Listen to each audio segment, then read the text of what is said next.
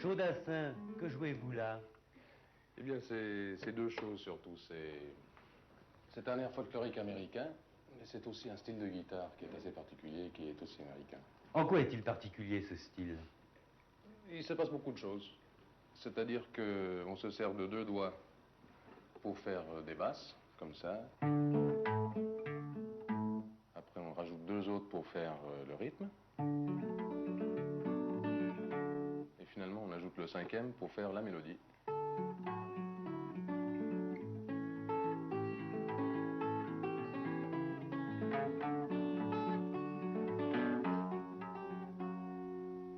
Eh bien voilà qui nous change de Bip Bip que vous nous avez présenté à la télévision. Chaudassin, depuis quand êtes-vous chanteur-compositeur? Ah ben, ça se passe en deux étapes et c'est pas facile, parce que je suppose que je peux dire que j'ai toujours chanté. Oui. Chanteur professionnel en France depuis le mois de mars de cette année. Et comment est-ce que vous êtes venu à la chanson? Eh bien, c'est en étant garçon de café. Ah, c'est assez original. Oui, j'étais aux États-Unis et en tant qu'universitaire, j'ai exercé beaucoup de métiers, dont garçon de café, dans un café où on avait aussi des chanteurs qui arrivaient de temps en temps et qui chantaient en s'accompagnant de la guitare, des chansons folkloriques américaines. En fin de compte, ils n'étaient pas tous très bons.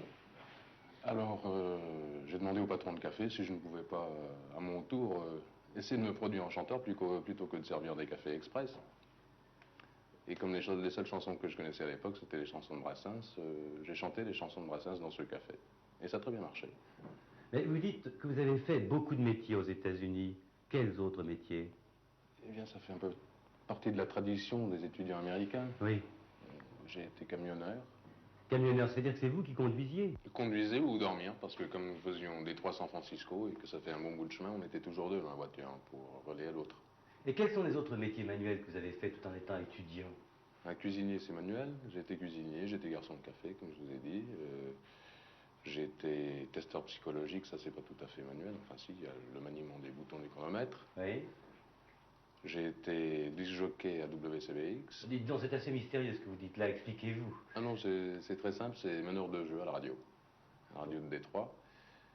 J'ai été beaucoup de choses, vous savez, je me retrouve plus. Et tout ça, ça se passait pendant que vous poursuiviez vos études à l'université. C'est ça, oui. Quelles études et à quoi vous destiniez-vous? Eh bien, je préparais un doctorat d'ethnologie et je me destinais au professorat de l'ethnologie. D'ailleurs, j'ai exercé le professorat d'ethnologie à l'université de Michigan pendant un an. Et vous n'avez absolument pas de regret d'avoir oublié l'ethnologie? Je ne l'ai pas oublié du tout. C'est toujours un violon d'Ingres, j'adore ça. Bon, il se trouve, et tout le monde le sait, que vous êtes le fils de Jules Dassin, avec cette hérédité brillante. Est-ce que vous n'avez pas été tenté de faire du cinéma? Eh bien, vous savez que les gens qui n'ont pas cette hérédité se laissent tenter, alors comment est-ce que j'aurais pu m'échapper? Alors vous avez fait du cinéma? Oui, j'en ai fait. Mais de quel côté de la caméra? Des deux côtés. J'ai été assistant et j'ai été comédien. Vous avez été assistant avec papa?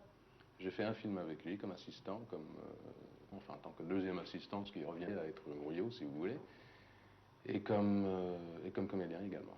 Dans quel film avez-vous joué comme comédien? Les derniers sont L'Idéal de Peter Ustinov et Le Trèfle rouge de Jean-Paul Savignac. Le fait de s'appeler Dassin, vous avez conservé ce nom, est-ce que c'est un sésame? Pour la chanson, pas du tout, enfin ça n'a aucun rapport. Et pour le cinéma, ça ne l'est pas vraiment. C'est-à-dire que le nom vous ouvre des portes, mais qu'à moitié. Dites-moi, j'avise sur votre merveilleuse cheminée un instrument assez singulier. C'est une pièce rare pour le musée de l'Homme, ça? C'est une pièce rare, mais ce n'est pas pour le musée de l'Homme, c'est un instrument de travail. Il est 7h30 sur la place de la Concorde. Les chauffeurs de taxi montrent les dents pour se mordre.